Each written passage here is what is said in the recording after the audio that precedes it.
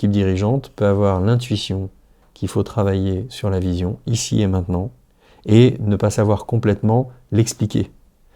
Et donc peut avoir besoin d'expliciter les raisons pour lesquelles ils sentent à quel point il y a un enjeu à entreprendre cette démarche. Pour répondre à cette question, une vision à quoi bon?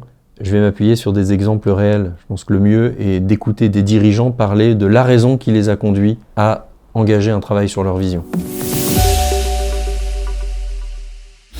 Il y a un exemple que prend Isaac Getz dans le livre Liberté et compagnie. C'est celui de Bob Davids, qui est le patron d'un vignoble aux États-Unis, en Californie, qui s'appelle Sismog Cellars.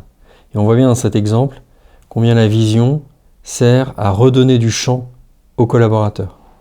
Dans cet exemple, Bob Davids, qui vit essentiellement aux Bahamas, est appelé un jour par son viticulteur en chef, qui paraît visiblement embêté au téléphone, et qui lui explique qu'il va être obligé de faire une vendange dite verte.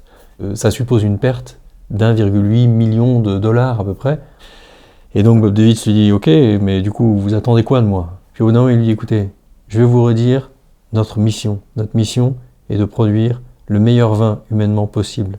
Votre mission à vous est de produire, de faire pousser le meilleur raisin humainement possible sur ces terres.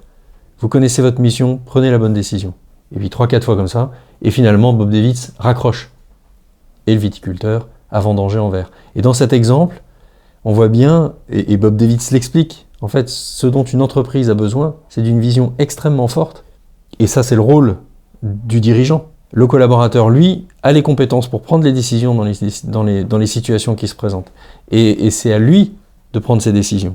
Quand un système a une vision extrêmement forte, on peut laisser une grande liberté, une grande autonomie aux collaborateurs, puisqu'ils savent, ils ont la boussole pour prendre les bonnes décisions. Satya Nadella, quand il a pris les rênes de cette entreprise, s'est retrouvé avec une entreprise qui avait perdu son âme. Et donc il dit « Mon principal enjeu est de redonner du souffle à cette entreprise, qui a été portée pendant des années par une ambition extrêmement exaltante, qui était de mettre un ordinateur dans chaque maison et sur chaque bureau. » Sauf que Microsoft avait réalisé cette ambition, et du coup, il n'y avait rien derrière pour prendre le relais. Et Satya Nadella réalise que son enjeu à lui est d'aller rechercher derrière cette ambition, au fond, ce qui animait l'entreprise. Et il fait un formidable travail pour revisiter l'histoire, pour aller rencontrer les équipes sur le terrain. Et progressivement, quelque chose se cristallise et il réalise qu'au fond, la raison d'être de Microsoft, c'est de donner du pouvoir à ceux qui veulent accomplir de grandes choses.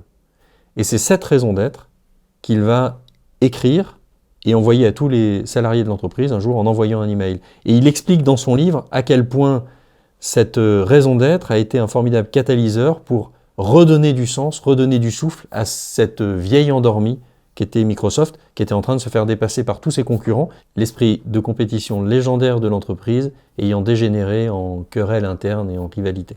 Donc ce qui est intéressant dans les exemples qu'on a vus, c'est, vous voyez, dans le cas de Bob Davids, la vision permet de redonner du champ aux collaborateurs. Dans le cas de Satya Nadella et de Microsoft, on voit que la vision permet de redonner du souffle